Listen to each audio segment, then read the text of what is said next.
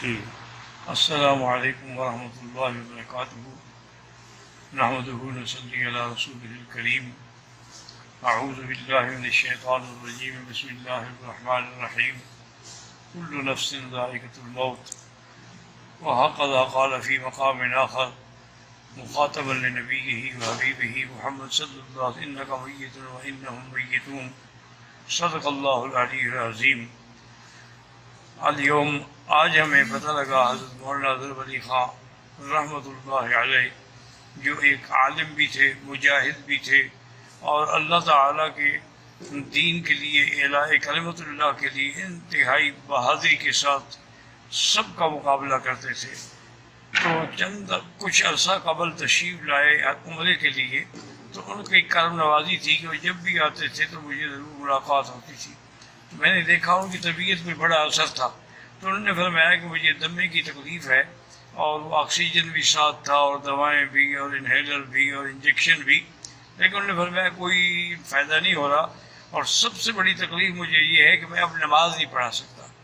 تو میں نے ان کی خدمت میں عرض کیا کہ حضرت ایک دوائی مجھے انڈیا سے آتی ہے، ایک دوست بھیجتے ہیں، مجھے اس سے بڑا فائدہ ہوا ہے، تو انشاءاللہ میں ابھی آپ کو وہ دوائی بھیجوں گا، آپ استعمال فرمائیں۔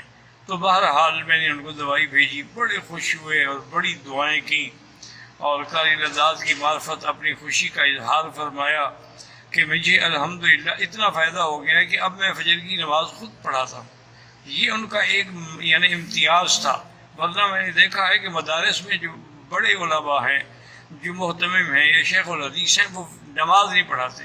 یہ حضرت کا کمال تھا کہ ساری زندگی اپنے ادارے کی نماز خود پڑھاتے رہے۔ اللہ تبارک و تعالیٰ ان کے درجات بلند فرمائے، اور اللہ تعالیٰ ان کو جنت الفردوس میں جگہ دے۔ اللہم اغفرہ وارحمہ وتجاوز عنہ وادخلہ فی الفردوس الاعلی۔ اور یا الہ العالمین، ان کے متعلقین کو بھی صبر جمیل عطا فرما، کیونکہ اللہ تو نے فرمایا ہے کہ بشر الصابرین الذین اذا اصابتهم مصیبۃ قالوا انا للہ وانا الیہ راجعون، اولئک علیہم صلوات من ربہم ورحمہ وَأُولَئِكَ هُمُ الْمُهْتَدُونَ۔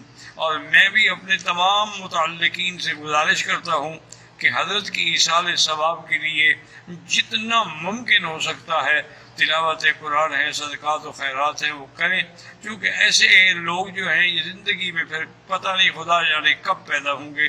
موت العالم موت العالم، جب ایک عالم فوت ہو جاتا ہے تو پورا سمجھیں کہ گویا کہ پورا عالم فوت ہو جاتا ہے۔